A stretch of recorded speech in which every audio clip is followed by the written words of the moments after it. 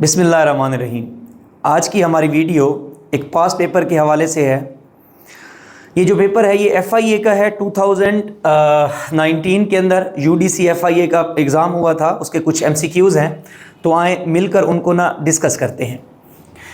इस स्लाइड पे मेरे पास जो पहला MCQs शो हो रहा है वो इंग्लिश का है। वो कहता है choose the correct one word to replace, यानी कि वन वर्ड सब्स्टिट्यूशन पूछी हुई है। कहता है मैं सेंटेंस बताने लगा हूँ, मुझे इसका एक लफ्ज़ बताएं।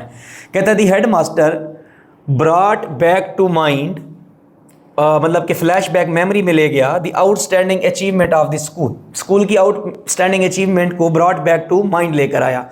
अब रिमाइंडेड हो सकता है उसने याद दहानी कराई, रिमेंस्ड कुड भी पर अच्छा नहीं है, रिमेंबर्ड भी हो सकता है, रिकॉल्ड। और रिकॉल्ड जो है ये थोड़ा सा फॉर्मल वर्ड है और वन वर्ड सब्स्टिट्यूशन में हम जो मोस्ट अप्रोप्रिएट आंसर होता है उसको लगाते हैं। No doubt recalled, remembered, reminded तीनों के मीनिंग सेम है, लेकिन इसमें जो बेस्ट फॉर्मल और सूटेड वर्ड है वो क्या है? रिकॉल्ड। उसने याद दहानी कराई outstanding achievement of the school के बारे में। तो आपका जो सही ऑप्शन होगा वो क्या होगा? रिकॉल्ड। तो इसका मतलब है brought back to mind, best suit जो है वो रिकॉल्ड होगा।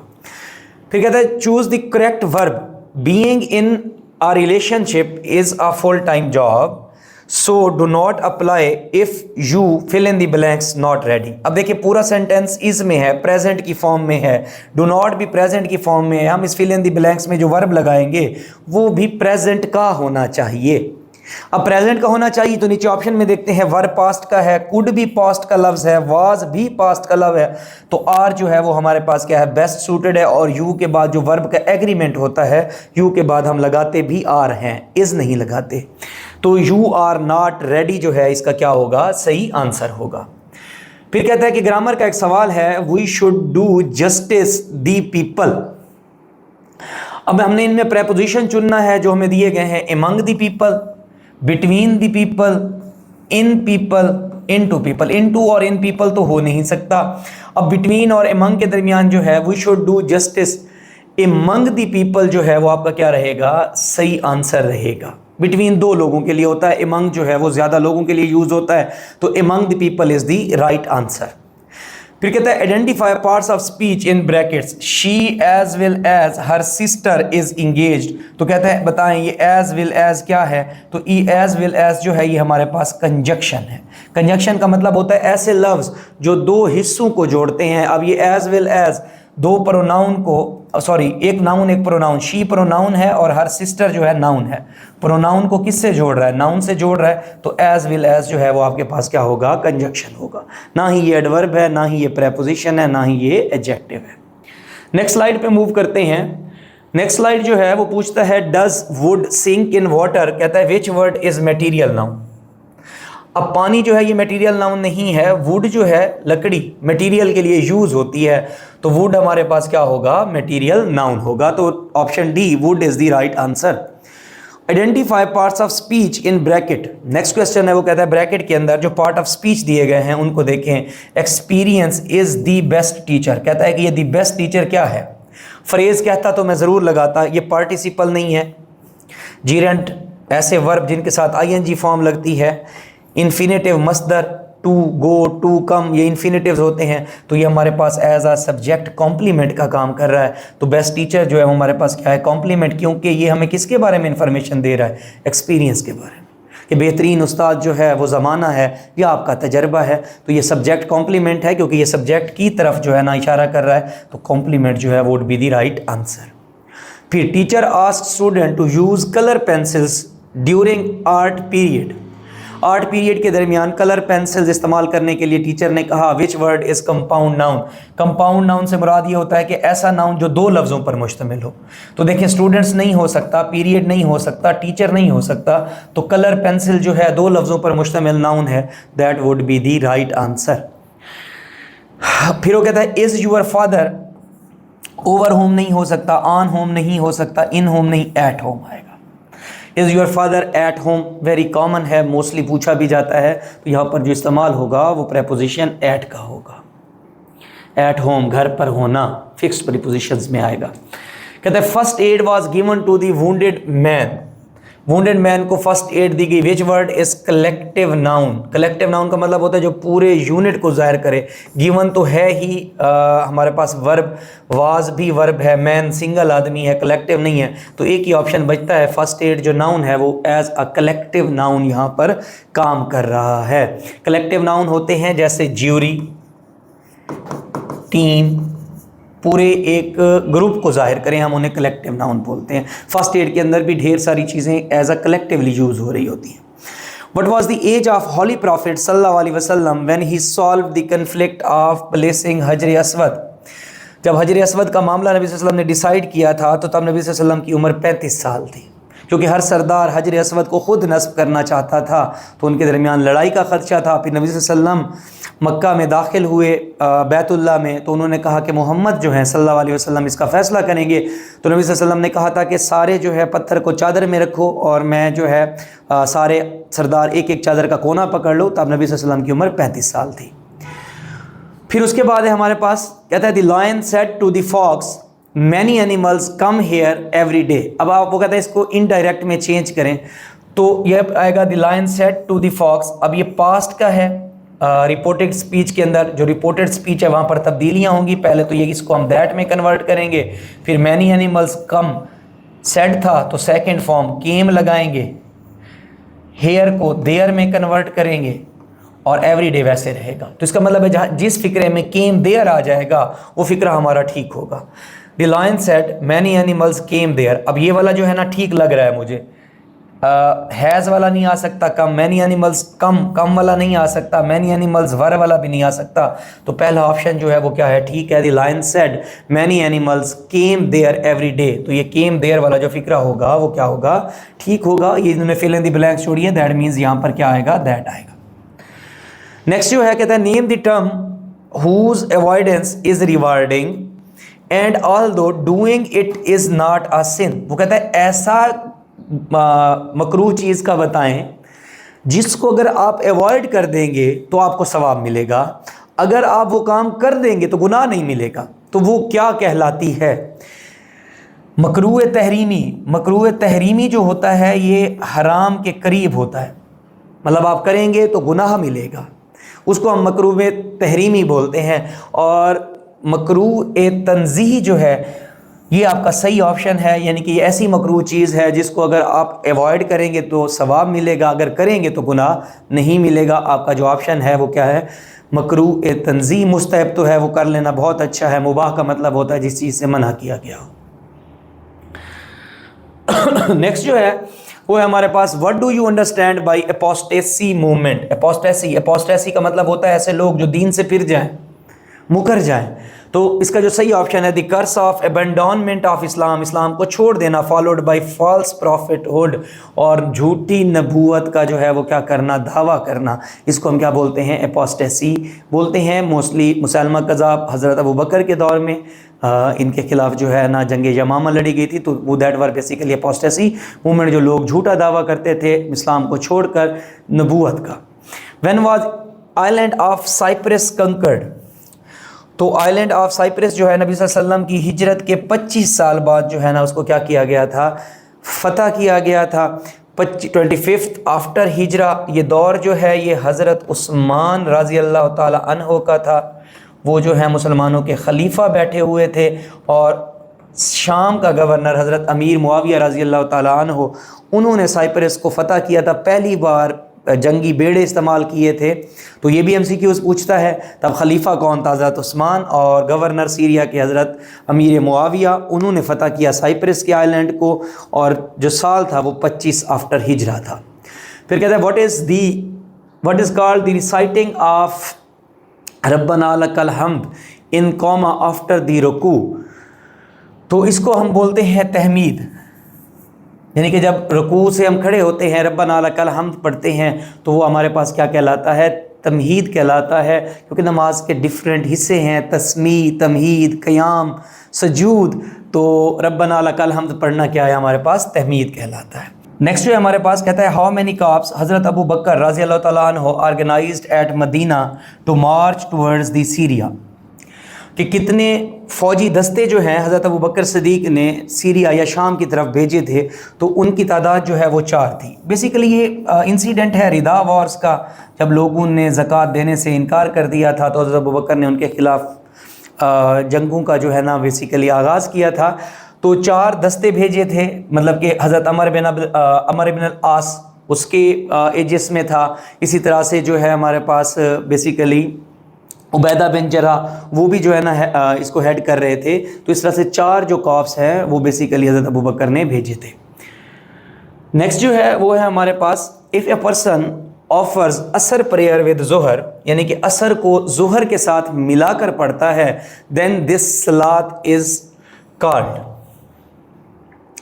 वैसे तो इसको जोहरैन बोलते हैं कि असर और जोहर को मिलाकर पढ़ा जाए, और इसमें जो है ना जामे हकीकी, जामे ताख़ीर, ये 2 टाइप्स है। मेरे ख्याल में जो रियल MCQs है वो इस तरह से है कि इफ़ ए पर्सन ऑफर्स असर प्रेयर विद जोहर प्रेयर, जोहर जो है असर से जो है ना बेसिकली जोहर और असर को इस तरह से मिलाता है, जो असल सवाल पूछा गया था इस पेपर में कि जोहर का जो है टाइम है, असर का टाइम नहीं है, यानी कि असर की नमाज के वक्त से पहले असर को जोहर से मिलाकर पढ़ता है, तो इस चीज़ को हम क्या बोलते हैं? तो इस चीज़ को हम बोलते हैं जमाए तकदीम।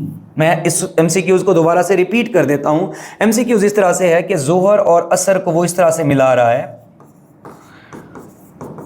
कि असर का वक्त नहीं है अभी, लेकिन जोहर नमाज का वक्त है, तो उनको मिलाकर पढ़ता है अवाइल वक्त में, तो हम इसको जमाए तकदीम बोलते हैं।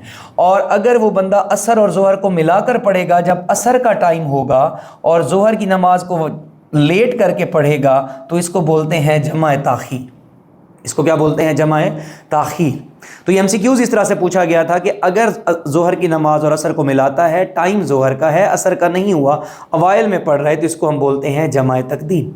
क्योंकि नबी सल्लल्लाहु अलैहि वसल्लम की हदीस मौजूद है कि जब आप सफ़र पे हो या किसी भी मजबूरी की वजह से आप 2 नमाज़ों को जमा फरमा सकते हो, तो वो जो 2 नमाज़ें हैं अगर आप अवाइल में पढ़ते हो तो वो जमाए तकदीम कहलाती हैं, लेट करके असर के टाइम पढ़ते हो तो जमाए ताख़ीर कहलाती हैं। उसके बाद है who was the caliph of Hijaz in the reign of हज़रत अमीर मुआविया रज़ी अल्लाह तआला अन्हु। इसका ऑप्शन है अब्दुल्ला बिन ज़ुबैर, ये तो नहीं थे, हज़रत हुसैन रज़ी अल्लाह तआला अन्हु, हज़रत हसन रज़ी अल्लाह तआला अन्हु, मुस्लिम बिन अकील। तो इन चारों में कोई ऑप्शन नहीं है वैसे। तो बेसिकली हज़रत अमीर मुआविया रज़ी अल्लाह तआला के दौर के में जो बेसिकली हिजाज का कैलिफ था, कैलिफ का मतलब है गवर्नर था, वो हमारे पास जो है बेसिकली मरवान इब्न हकम था। अगर इसका ऑप्शन आता है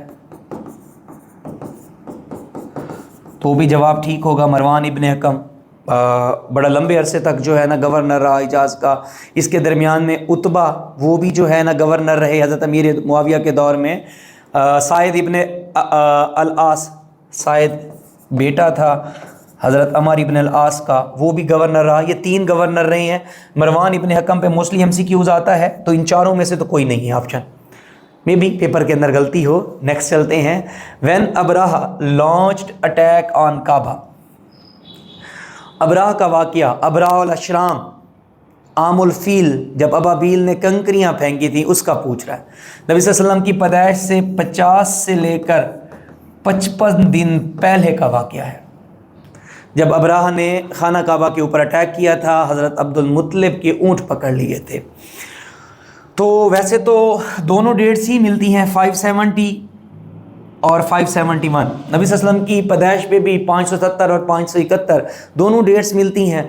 लेकिन अबराह अल अशराम के लिए अगर आप 570 BC यूज़ करेंगे तो that would be the right answer. नबी सल्लल्लाहु अलैहि वसल्लम की पैदाइश से मुहर्रम का वाक़या है जो है ना बेसिकली 570 BC इसका सही आंसर होगा। वैसे तो दोनों डेट्स यूज़ हो जाती हैं।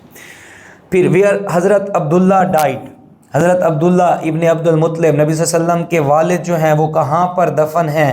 Abwa is the right answer. नबी सल्लल्लाहु अलैहि वसल्लम की वालदा भी अबवा के मकाम पर ही दफन है, क्योंकि वो अबवा पे हज़रत अब्दुल्ला की कब्र पे गई थी, वहीं पर उनकी डेथ हो गई थी। तो Abwa is the right answer.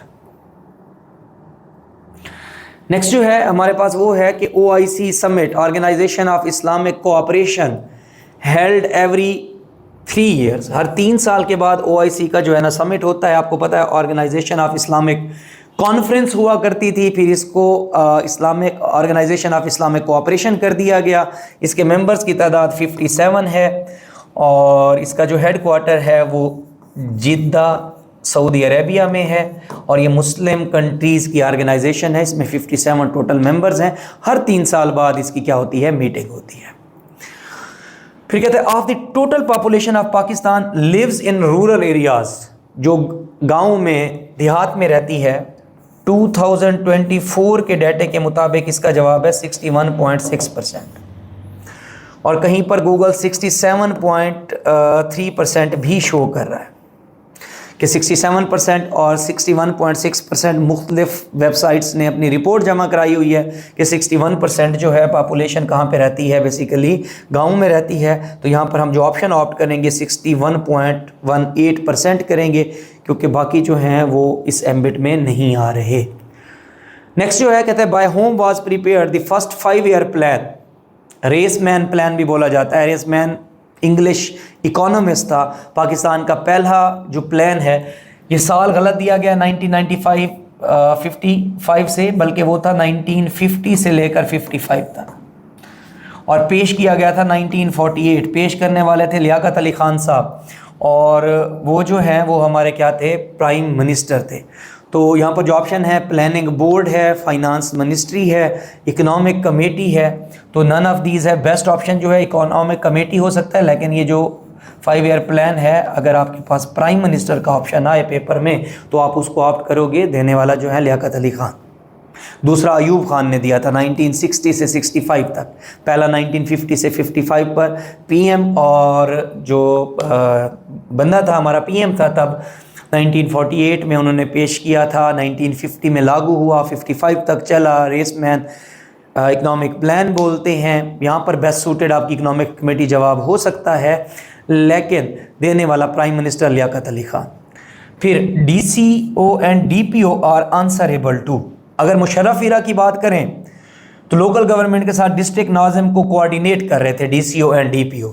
लेकिन इस MCQs का जो बेस्ट ऑप्शन है वो हमारे पास, वैसे तो CM को भी जवाबदेह होते हैं, लेकिन क्योंकि ब्यूरोक्रेसी एक हायरार्की का नाम है तो वो अपने सेक्रेटरी को ही जवाबदेह होंगे। सेक्रेटरी आगे जो है CM को जवाबदेह होगा। तो इसका जो सही ऑप्शन बनेगा वो आपके पास क्या बनेगा, चीफ सेक्रेटरी बनेगा, अकॉर्डिंग टू माई नॉलेज। बाकी आप इसको काउंटर देखना चाहें तो आप ज़रूर इसको कन्फर्म कीजिएगा। फिर कहता है कि by whom issue of Rann of Kutch between the Pakistan and India was resolve. ये जो इशू है ये 1965 में हुआ था। 65 की जो जंग है ना उससे पहले, ये अप्रैल में हुआ था 1965 में। इसको हम बोलते हैं ऑपरेशन डेजर्ट हॉक, जिसमें पुलिस की चौकियां इंडिया की जो है ना पाकिस्तान ने कब्जे में ले ली थी। तो बरतानिया का प्राइम मिनिस्टर, ब्रिटेन ने ये जो है ना मुआहदा हमारे दरमियान करवाया था, सुलह करवाई थी पाकिस्तान और इंडिया के दरमियान ऑपरेशन डेजर्ट हॉक की। तो रन ऑफ कच्छ के ऊपर 1965 अप्रैल में हुआ था। तो ब्रिटेन जो है वो मीडिएटर था। इसका जो सही ऑप्शन है वो ब्रिटेन है। कहते हैं in the west Pakistan has common border with. Pakistan के वेस्ट में क्या है, ईरान, अफ़गानिस्तान, ताजिकिस्तान, मस्कत। तो इसका जो मोस्ट अप्रोप्रिएट आंसर है वो ईरान है, क्योंकि आप कहेंगे कि अफ़गानिस्तान भी वेस्ट में है, नो डाउट, लेकिन अकॉर्डिंग टू जियोग्राफी ये जो कंट्री है ये अफ़गानिस्तान है, ये जो कंट्री है ईरान है। अब पाकिस्तान के बिल्कुल वेस्ट में इस बॉर्डर से शुरू होकर ईरान आता है। इसके लिए वो वाह खान कॉरिडोर की वजह से, क्योंकि अफ़गानिस्तान नॉर्थ में भी हो जाता है और वेस्ट में भी हो जाता है, तो MCQs वो इस तरह से पूछता है कि अफ़गानिस्तान जो है वो नॉर्थ वेस्ट में है और ईरान जो है वो प्योरली वेस्ट के अंदर है। तो इस वजह से उसने हमसे जब MCQs पूछा कि पाकिस्तान के वेस्ट में कौन सा मुल्क है, कौन सा मुल्क बॉर्डर करता है, तो इसका जो सही ऑप्शन है, मोस्टली वेबसाइट्स और मुख्तलिफ डाटा जोग्राफी के हवाले से ईरान ही लगाता है, तो मैं इसको ईरान मेंशन कर रहा हूँ। अफ़गानिस्तान के लिए वो नॉर्थ वेस्ट की, क्योंकि नॉर्थ में वाह खान कॉरिडोर हो जाता है तो नॉर्थ वेस्ट की टर्म यूज़ करता है। कहते हैं which is the permanent house of parliament. तो ये जो है ना ये सेनेट है। क्यों ऐसा बोल रहा है, क्योंकि पार्लियामेंट मजलिस शुरा के 2 हाउस हैं पाकिस्तान के, एक है नेशनल असेंबली, दूसरा सेनेट। सेनेट जो है ये परमानेंट, क्योंकि इसकी जो टेन्योर है 6 साल है, हर 3 साल के बाद 1/5 यानी कि 50% मेंबर जो है वो रिटायर हो जाते हैं और इनका टेन्योर 6 साल तक रहता है। एक बार बंदा सेनेटर बन गया, अपने 6 साल पूरे करेगा। ना ही कोई वोट ऑफ नो कॉन्फिडेंस आना है, ना ही असेंबली ने तहलील होना है, ना ही नेशनल असेंबली ने घर जाना है। तो इस वजह से ये हमारे पास परमानेंट हाउस है। कहते हैं when Urdu was declared as the national language of Pakistan who protested against it. जब उर्दू को पाकिस्तान की कौमी ज़बान बनाया गया तो बंगाल ने, ईस्ट पाकिस्तान ने, the people of east Pakistan सही आंसर है, उन्होंने पाकिस्तान के ख़िलाफ़ एहतजाज किया था कि उर्दू को नेशनल लैंग्वेज ना बनाएं बल्कि बंगाली को नेशनल लैंग्वेज बनाएं। हम लोग तादाद में ज़्यादा हैं। आपको पता है पहला 1956 का कॉन्स्टिट्यूशन, 1962 के कॉन्स्टिट्यूशन में लैंग्वेज का बड़ा इशू रहा शुरू में। तो फिर उर्दू और बंगाली दोनों को ऑफिशियल अपना लैंग्वेज, नेशनल लैंग्वेज बनाया गया 1956 में एंड 1962। 1973 के कॉन्स्टिट्यूशन में तो बांग्लादेश हमसे अलग हो चुका था।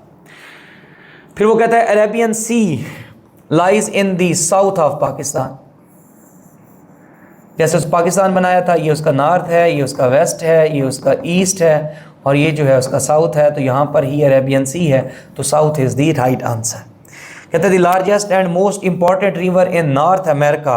रिवर दनूब यूरोप का है, नाइल जो है वो अफ्रीका का है, इंडस जो है वो सब कॉन्टिनेंट का है, तो मिसिसिपी रिवर जो है वो नॉर्थ अमेरिका में है। तो सबसे लार्जेस्ट और most important river in North America जो है वो हमारे पास मिसिसिपी रिवर है।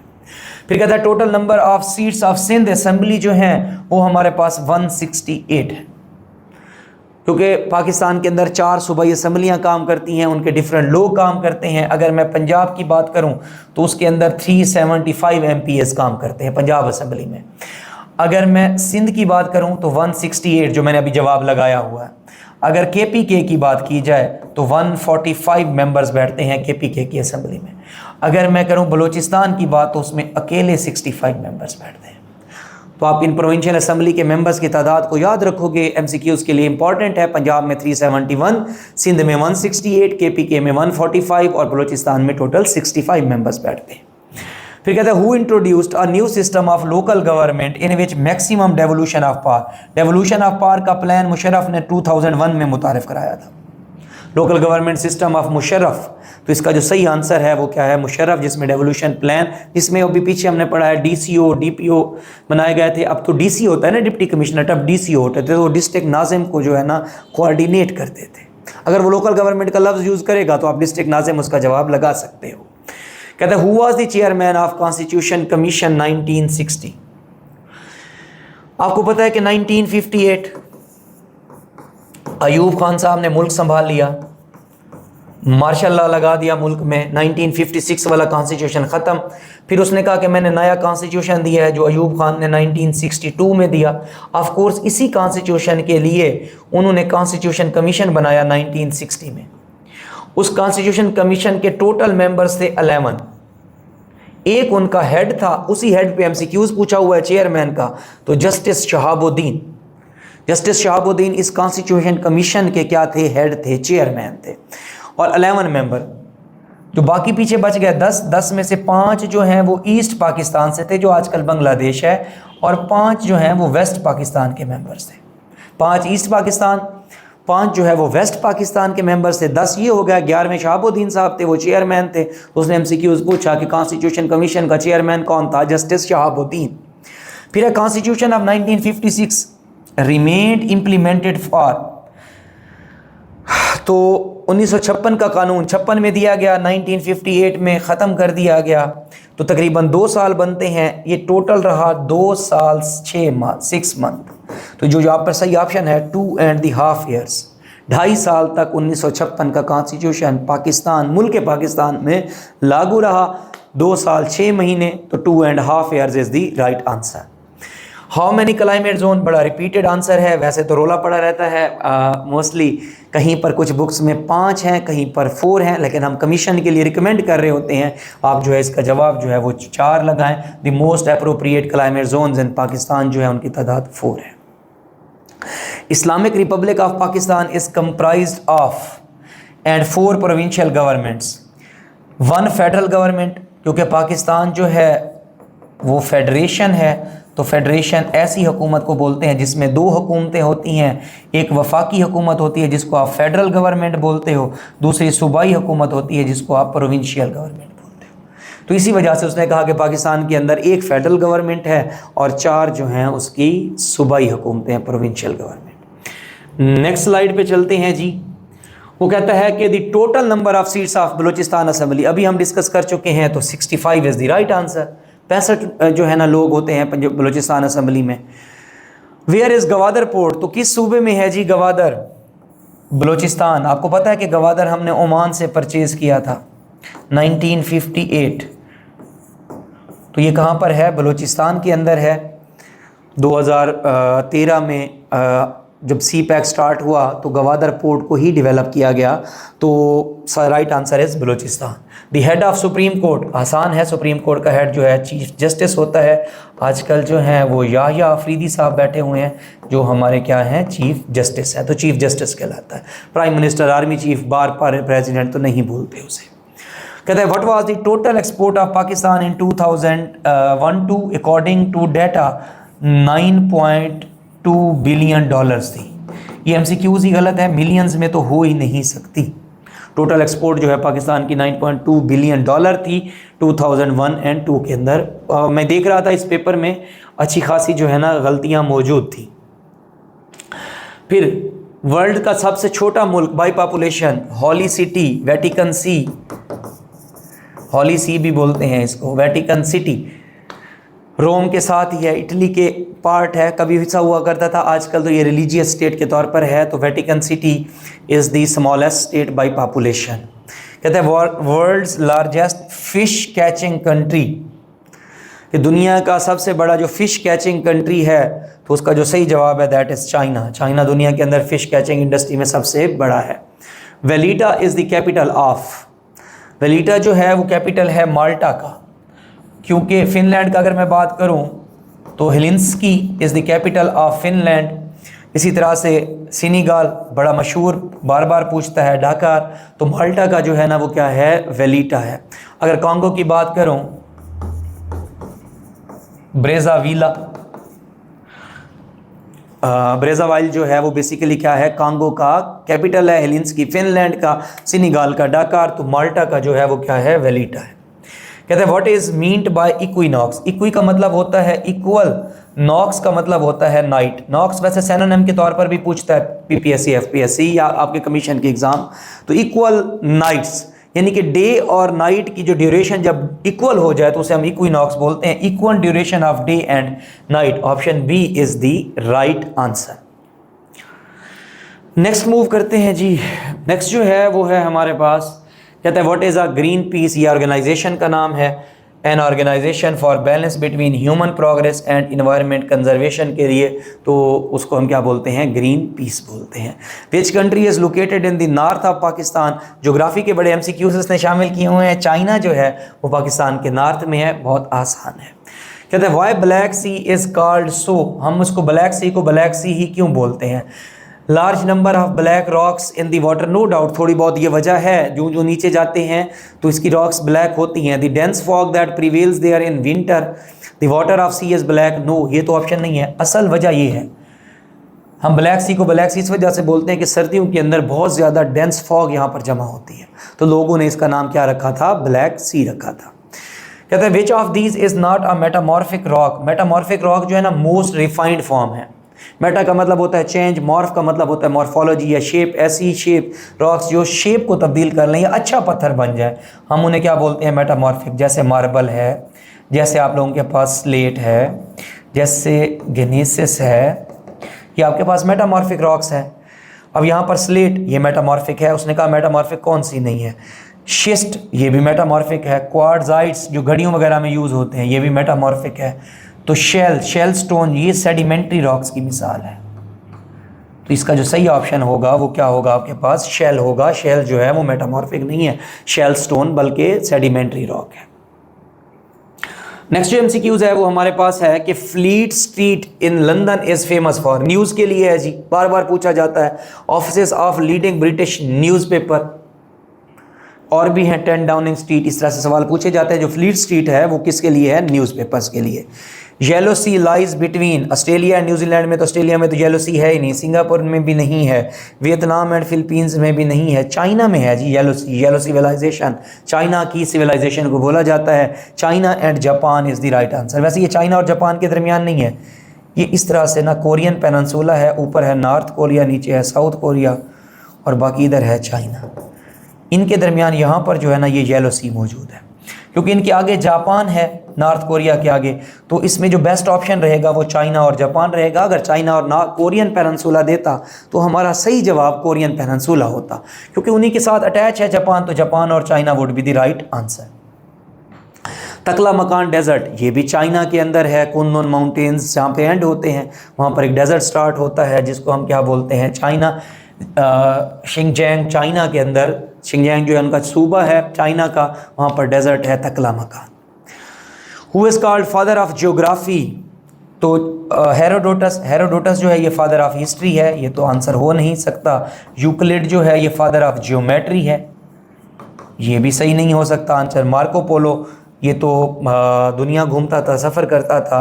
नन ऑफ द अबव जो है वो राइट आंसर है। फादर ऑफ जियोग्राफी जो है आपके पास बेसिकली इरेटोस्थीन्स है। इरेटोस्थीन्स वो बंदा है जिसको हम क्या बोलते हैं, फादर ऑफ जियोग्राफी बोलते हैं। नेक्स्ट जो स्लाइड है मेरे पास वो ये है कि कैथी पैसिफिक, ये भी रिपीटेड क्वेश्चन है। ये एयरलाइन है हांगकांग की, हांगकांग की एयरलाइन को कैथी पैसिफिक बोला जाता है। Dixon is the sea port of, तो डिक्सन जो है ये मलेशिया के अंदर क्या है, बेसिकली सी पोर्ट है। तो ये अभी आप याद रखोगे। कहता है which country is called land of milk and Honey, ये सारे रिपीटेड क्वेश्चंस हैं। तो लेबनान, वैसे इजराइल का कुछ पोर्शन भी land of milk and honey में आता है, लेकिन जो मोस्ट अप्रोप्रिएट आंसर है that is basically Lebanon. Among the SAARC countries which is not landlocked, अब देखिए नेपाल चाइना को बॉर्डर करता है इंडिया को, तो लैंडलॉक्ड है दोनों का। भूटान भी वहीं पर है, लैंडलॉक्ड है, कोई समंदर नहीं लगता। नन ऑफ अबव तो हो नहीं सकता। श्रीलंका को हर तरफ से समंदर लगता है, सार्क का भी मेंबर्स है। सार्क के अंदर 10 जो है ना स्टेट्स हैं, South Asian Association of Regional Cooperation, SAARC 10 countries. Nepal भी लैंडलॉक्ड, भूटान भी लैंडलॉक्ड, श्रीलंका को हर तरफ से समंदर लगता है, तो Sri Lanka would be the right answer. Next जो है वो है which country produces maximum gold, सबसे ज़्यादा गोल्ड वैसे तो चाइना ही प्रोड्यूस करता है, पहले नंबर पे है। दूसरे नंबर पे जो है वो ऑस्ट्रेलिया है, तो यहाँ पर हमारा जो सही ऑप्शन बनेगा that is Australia. Largest gold producing country जो है वो हमारे पास क्या है, ऑस्ट्रेलिया है। What is big Ben, big Ben को 2012 के बाद एलिज़ाबेथ टावर भी बोला जाता है। क्या बोलते हैं हम, एलिज़ाबेथ टावर। ये बेसिकली क्लॉक है placed in the British parliament, तो इसका जो सही ऑप्शन है clock placed on the British parliament. Big Ben London के अंदर है, एलिज़ाबेथ टावर भी इसका दूसरा नाम है, ये भी आप याद रखेंगे।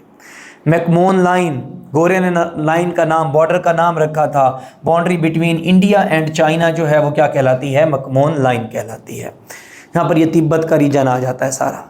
The areas around the north pole and south pole within the polar circles is called, क्योंकि नॉर्थ पोल और साउथ पोल पर सारी बर्फ है, तो इन रीजन्स को हम जो है फ्रिजिड जोन बोलते हैं। थर्माफ्रॉस्ट, ज़मीन के अंदर भी बर्फ़ जमी हुई है, क्योंकि देखिए नॉर्थ पोल के ऊपर आर्कटिक ओशन है, साउथ पोल पे अंटार्कटिका है, बर्फ़ से ढके हुए हैं, तो इस वजह से इस जोन को फ्रिजिड जोन बोलते हैं। 23 डिग्री से 66 डिग्री तक टेम्परेट जोन होता है, जैसे जिसमें चाइना रशिया आ जाते हैं थोड़ा बहुत। रशिया का ऊपर वाला पोर्शन तो खैर नॉर्थ पोल में आ जाएगा। टॉरेड जोन इक्वेटर पे होता है, तो नॉर्थ पोल और साउथ पोल पे जो जोन है that is basically frigid zone. आज की हमारी वीडियो में इतने ही MCQs थे जो हमने मिल के डिस्कस किए। होपफुली आपके लिए बेनिफिशियल रहा होगा। मुझे अपनी दुआओं में याद रखिएगा। फ़ी अमानिल्लाह, अल्लाह हाफ़िज़।